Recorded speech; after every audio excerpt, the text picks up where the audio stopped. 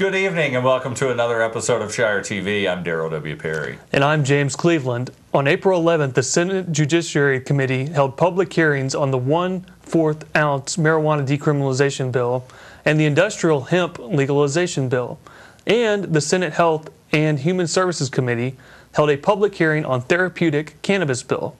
Many came out and supported these bills, including Keene's own Ian Freeman, who gave this powerful testimony in support of cannabis decriminalization.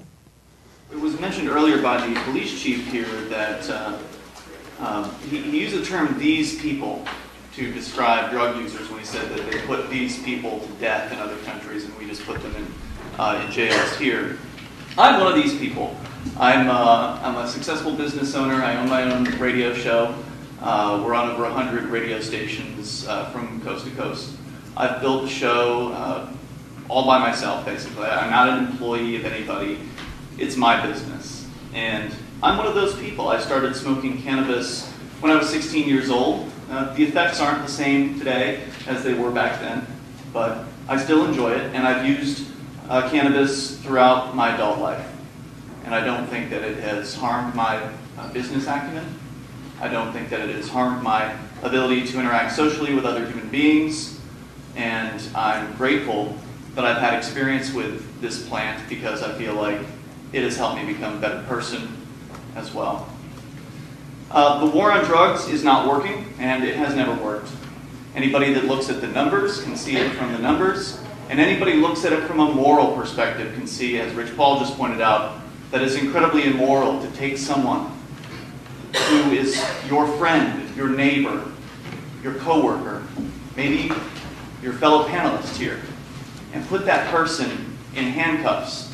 Take that person away from their freedom. Even if it's not sending them to jail, they're still being taken away from whatever it was they were doing at the moment, charged with some sort of crime, in this case a misdemeanor, and that's what you're looking at is proposing to change that, charged with a misdemeanor. And then most people take the plea deal. So when the police say that, oh, well, no one goes to jail, they're obfuscating what's really happening. And what I would like to invite you all to do is next Monday or whenever you get a chance, call your local court, local district court, and ask them when the next arraignment date is. When are they going to be hearing the cases of people who've been arrested recently? And when you find out what that arraignment date is, please take the morning off, whatever you're doing, and go and sit in the arraignment. Go look at the docket and see what sort of cases are being prosecuted. I bet you'll see a significant number of people who are there for simple issues like possession of cannabis or maybe underage drinking or some other crime that doesn't have a victim. The courts are loaded up with these cases week after week. And that police officer from the Department of Safety who said it was only $100 or $200 fines, absolute, it's either misinformation, either he's been lied to or he's telling a lie. Because you can sit in there and watch the plea deals be made with these people, and it's $450 or right around that. Rich Paul said it was $420, but that was a few years ago. It's gone up, so it might be like $435 or something like that. $435 for the average person. The people that they're going after aren't driving Lexuses. They're not pulling over the people with BMWs. They're pulling over the guys with the beat-up cars, the long hair, and these are people who may not have $400 to pay. So what do? They get on a payment plan. And then they're paying every month to the court. And what's this money do? It goes back into the system to arrest even more people for even more victimless crimes. And it feeds on itself. And it makes me wonder, why do they keep coming out? I mean, I've been to a bunch of these hearings at the State House. Why do the police keep coming out to oppose these measures? Are they really public servants? Or do they have some kind of interest in continuing this war on drugs? Because as they pointed out, they make it sound like, well, we used our discretion. And that's great. I appreciate when police use discretion and they don't make an arrest. Maybe they'll just take the marijuana and they'll let the person go. I appreciate that. But when they make that point, it begs the question, is marijuana a serious, dangerous drug? Or is it something that, it's no big deal, it's just a summons, you come into court, no big deal. So if it's really no big deal, why are they here every single time opposing what the people actually want? Opposing what the State House and the Senate has voted for in the past? So it seemed to me that if they were actually public servants, they should be quietly listening and appreciating when people are giving them feedback about why what they're doing to their fellow human beings is wrong. I don't belong in a cage, and neither does anyone else who's ever smoked cannabis, or possessed it, or sold it for that matter. Because every time I've had cannabis in my life, someone has sold it to me. And it's usually a friend of mine. It's usually somebody with a family, somebody with a job, somebody with, a life. That person doesn't belong in a jail cell. I don't want to pay for that. I don't want to pay to keep peaceful people behind bars. It seems to me that jail and prison is supposed to be for people that hurt other folks. And I think that a gentleman earlier pointed out correctly, we're talking about a plant here. And this is one of the most bizarre things about all this. It's a flowering plant that grows in the earth, and it's illegal. And it was made illegal in the 1930s because of lies that were told about it. And many of those lies were being parroted today, and will be told probably again and again, until this insanity finally ends, and we can stop putting our friends and neighbors and our loved ones in jail. Maybe you know someone, or maybe you don't realize that you know someone who smokes marijuana. Or maybe they don't smoke it, maybe they eat it, maybe they bake it into cookies. You don't have to smoke it, there's vaporization. There are other, more safe ways to deliver this product, which some people would say is a miracle product, as I'm sure you'll hear later today in the medical cannabis hearings. And that brings me to the bill itself. I think that it's good as it is, but it could be a lot better. And this bill, if it passed, would completely negate the need for a medical bill. It would at least negate a large portion of it, because you don't need to create a big bureaucracy or add to a government program to create some sort of system to allow people to have access to a plant that they can grow in their home, they can grow in their backyard at the right seasons, and they should be able to buy from others. Maybe not everybody wants to do, green thumb sort of work gardening. Maybe it's easier to just have a professional do it for you and make those purchases. People should be free to do that. It shouldn't be a quarter ounce. It should be as much as you want. This is a plant that grows naturally in the earth, and it has wonderful properties that can help people. No one should feel threatened over this. And everyone who today, like me, I thankfully haven't gone to jail for possessing cannabis, but had I done, if I was 18, for instance, had I been arrested for possession of cannabis and gone through the system and gotten a misdemeanor conviction, that wouldn't have helped me. That would have just impoverished me. That would have maybe made me miss work and get fired. And there are all kinds of consequences that come from a simple arrest. So please consider looking deeply at this bill and really consider increasing the amount of cannabis that people can possess. And also remember, the people that are selling this are not violent, dangerous criminals, at least not at the street level. Maybe the cartels that are importing it are violent and dangerous, but these are our friends and neighbors, and I thank you for listening. And thank you for your testimony. Sir, there's a question from Senator Tom. Before I ask you the question, when does it stop, right? When does what stop? The bull about marijuana. The bull? The bull, yeah, the garbage, the trash, that it's bad for you. When does it stop, correct? Is that what you're looking for? When does the propaganda stop? Is that what you're asking about? I mean, hopefully as soon as you guys stop it, because you have the ability to end this madness that is the war on drugs. After the final hearing, Ian Freeman attempted to interview Chief David Goldstein, who represents the New Hampshire Association of Chiefs of Police. Here's video. We're here with Rich Paul outside of the Senate hearings for decriminalization of cannabis, a relatively small amount that definitely needs to be increased. Small, quarter ounce. And we're standing right next to a couple of police chiefs, some prohibitionists that are here and have testified. One of them testified earlier. Now, I had asked the question during my testimony, why do they keep coming out? If, on one hand, they're saying, oh, it's no big deal. We don't put anyone in jail for this. It's only a $200 fine, $200. This is no big deal. But yet they come out every single hearing and they vehemently oppose any form of decriminalization or even medical. What do you think the reason is for that? Well, basically, usually it's true. Usually for your first offense, they do give you a fine. They want the stronger penalties so that if they really don't like somebody, or if they really want to harm somebody, they have that opportunity to use a peaceful act like smoking marijuana in order to damage their enemy. Most government programs are set up to punish the enemies and reward the friends of the legislators, and this is no different. Very good. Thank you. I'm going to see if we can get an interview with the police chiefs here. I think that's groovy. I'll see you tonight. Thank you very much. Chiefs, I have a question for you. Why do you keep coming out? What's in it for you? What's your interest? I have to go back in here. Well, can you talk to you later? Can you talk later? No. Oh, that's a shame. Thought you have to be responsive to people. Excuse me, Officer Goldstein. Why wouldn't you speak to me before? Because I had things to do. And now what are you doing? I'm going to a meeting. Thank you And very what much. meeting is that? That's not your business, sir. Sure it is. You're a public employee, aren't you? You are, right? You're here on duty, aren't you? Are you here on your own time? Or are you here on a paycheck? You can call my city manager.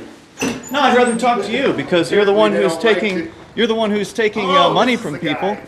Yeah, ask him if he feels a sense of pride putting sick people in prison for their medicine. Right. How's that feel? You support arresting people in wheelchairs? Feeling. How many peaceful people have you put behind bars in your career? Aren't you ashamed of it? You know, all you have to do is apologize. Take the medical marijuana away from somebody and then have them die? Isn't that a reckless indifference homicide if you take somebody's medicine away and they die because of it? What if you take insulin from a diabetic? Wouldn't that be reckless indifference homicide? All you have to do is say you're sorry. Why is the state so recklessly indifferent to our lives? It's okay to be wrong. It's true. Everybody's wrong. We've all been wrong. Who are on drugs. Yeah. Just say you're sorry.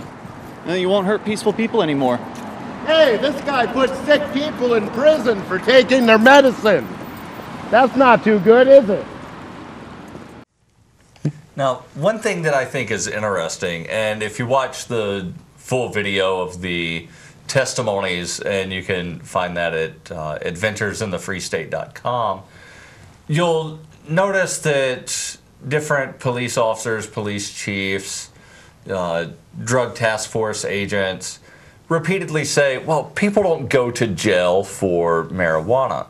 They go to jail for violations of probation. But what they don't tell you is that the reason that they're on probation is because they possessed marijuana. So it's one of these perpetual lies. And as Ian pointed out, well, if it's only a couple $100 fine, then why do you keep opposing it? Yeah. And it's all about control. I think that's a great point that Ian brought up. They do have such a financial interest in it.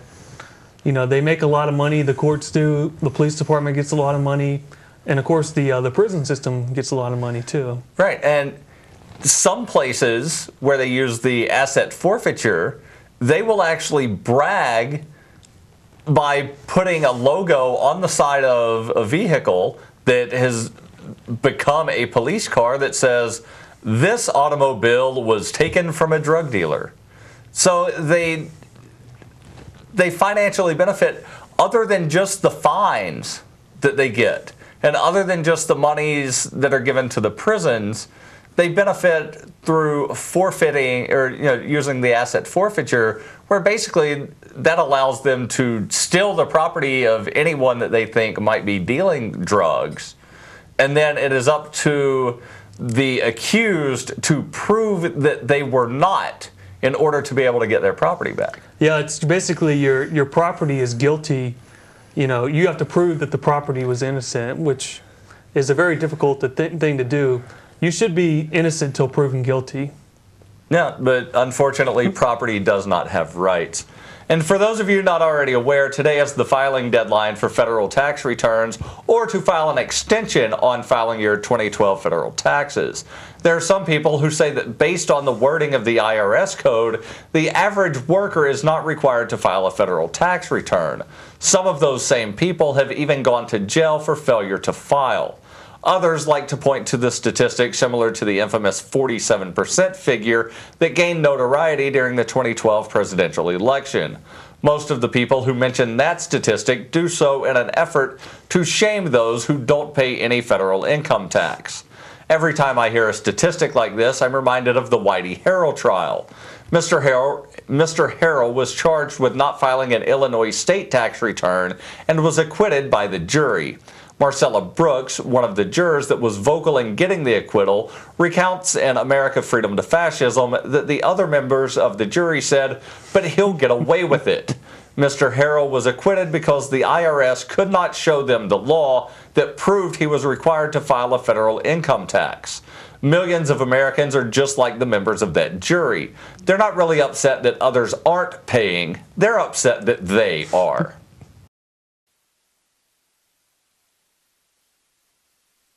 He was being tried for 4 counts of not filing his income tax. Okay. And our question was, well, what is to decide? Either he did or he didn't. It never occurred to us that he might actually be innocent while at the same time not filing.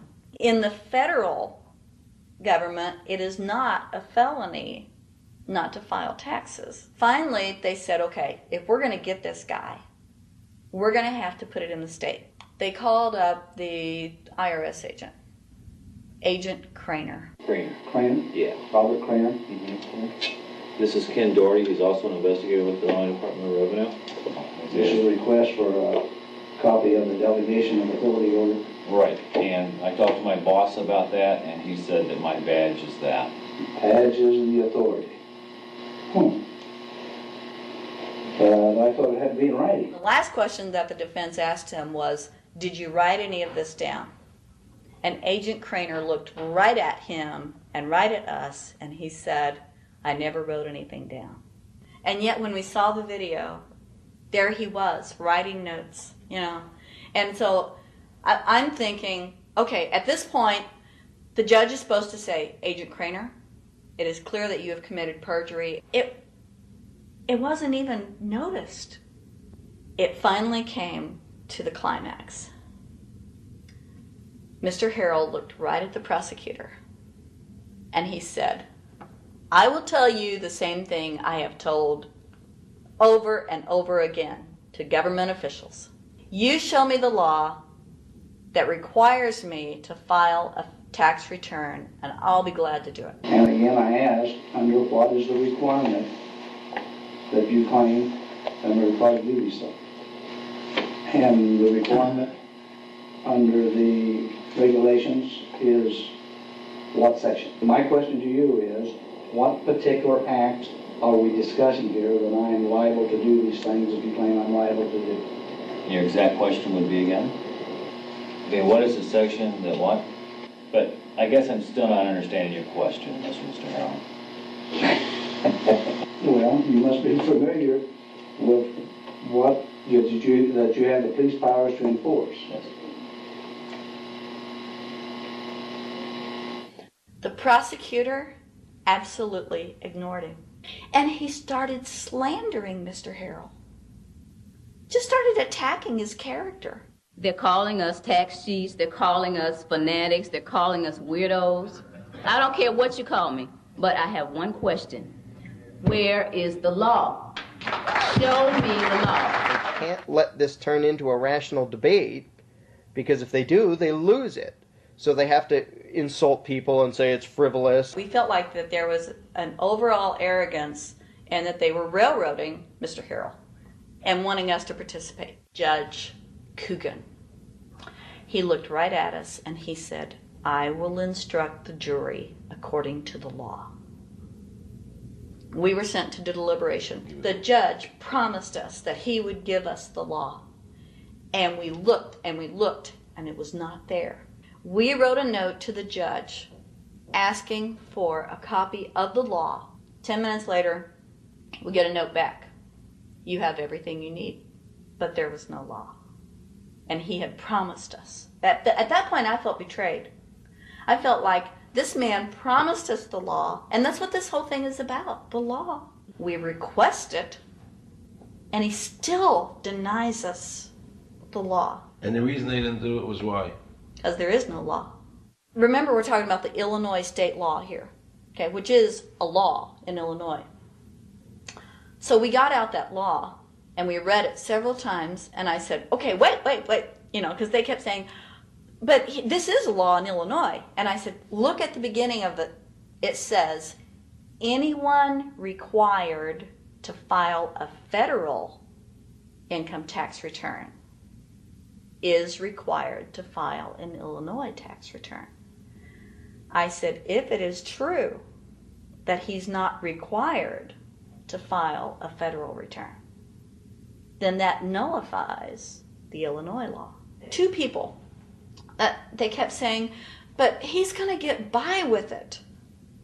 And I said, what is he getting by with but his rights? If there is no law, he's not breaking a law. He's just standing on his rights. Are we going to deny him that? That's when this one juror sat back and kind of rolled his eyes and he said, you mean we don't have to pay taxes? The real unanswered question regarding taxes is not what is someone's fair share, but rather, does anyone else own the fruits of your labor? Robert Nozick developed something called the tale of the slave. It's very brief, goes through 9 quick stages. Nozick invites you to imagine yourself as the slave in the story. Stage 1 is that you are indeed a slave subject to a brutal master who forces you to work for him and who beats you arbitrarily. In the second stage, the master lightens up a bit and he beats you only for breaking the rules, and he even grants you some free time. In the third stage, we add the additional dimension that you are one of a group of slaves subject to this master. And this master, based on principles that are acceptable to all of you, decides how goods will be allocated among you. In the fourth stage, you even get some time off. You have to work for the master for only 3 days per week. The other 4 days are your own. In stage 5, you even get to work wherever you want, but you have to remit to the master 3/7 of your wages to correspond to the 3 days out of 7 that you once worked for him. He also retains the right to recall you into service in emergencies and to increase at any time the fraction of your wages to which he lays claim. Then, in stage 6, everyone, all let's say 10,000 slaves, except you, are granted the right to vote. So they get to decide what is allowed and what is not allowed. They get to decide what fraction of your wages will be taken away and what outlets the money will be spent on. In stage 7, you still don't have the right to vote, but you are allowed to try to persuade those who can vote to exercise their powers in a particular way. In stage 8, you are granted the right to vote, but only to break a tie. You write down your vote, and if a tie should occur, your vote is opened up and recorded. No tie has ever occurred. Finally, in stage 9, you are fully granted the right to vote. But this simply means, functionally, that as in stage 8, in case of a tie, your vote carries the issue. But there has never been a tie. Nozick's question is this: at what stage between 1 and 9 did this become something other than the tale of a slave? That's the kind of mind-blowing question that makes you rethink everything you've been taught about taxation and society, government. It's the kind of thing that makes you skeptical of government propaganda from that moment on. And that's precisely why Nozick's question is never asked. In the past months, the popular form of activism known as Robin Hooding has come under heavy fire from the royal government of Keene and has subsequently been featured in the local newspaper, TV news broadcast, and has been brought up numerous times on local talk radio. The city has claimed that they are only concerned with the safety of their tax collectors and have repeatedly said that they are not concerned with the loss of revenue that the Robin Hooders have inflicted on the royal coffers. But is this true? Here's the report from WBIN TV. Meter fares are already low in Keene. Now you have even less to worry about when it comes to getting ticketed. A group of activists have been shadowing parking enforcement officers and paying the meter before the officers can write a ticket. But as WBIN's Garrett Berger reports, not everyone is happy about it. It's called Robin Hooding, and for the past few months, these merry activists have been paying off expired meters around Keene to prevent as many tickets as possible. Standard procedure is to walk ahead of the enforcement officer and pluck in change and leave a calling card. Even when they're not out, I'll just walk around Main Street, look at the meters, and if it's at 0, I'll usually put like a half hour in there. Thank you letters to the group are displayed on its Facebook site, but the assistant city manager says the city has received numerous complaints and inquiries about the Robin Hooders. To investigate their activities, the city spent over $1,300 to contract a retired police captain to film them over the course of 3 weeks in March. She's asked you to keep your distance from her, not to talk with her, not to interfere with her job. While the city says it has no problem with the practice itself, it is concerned about public safety and the potential harassment of its parking enforcement officers. We have an obligation to our employees to listen to their concerns, and that's what we're doing right now, and investigate it thoroughly and then come up to a decision of whatever steps we have to take. But why did they do this in the first place? Accountant and Free State Project member James Cleveland is the head of the Merry Band, and he believes that parking your car should not be a crime. To me, actions speak louder than words. So if we go out and we express ourselves in a peaceful manner and say, hey, we don't like parking tickets, we're going to try to reduce the number, I think that speaks a lot louder than anything I could say to the City Council. The city has not filed any harassment charges or taken action against the Robin Hooders yet, and for the time being, they continue to take from the tickets and give to the expired. In Keene, I'm Garrett Berger for WBIN. Well, that's it for this evening's last episode of Shire TV. We hope you've enjoyed it. This and all previous episodes can be viewed at our archives at ShireTV.org. Stay tuned for the launch of a new late-night show that should begin airing in the next couple of weeks. Until then, I'm James Cleveland. And I'm Daryl W. Perry, signing off.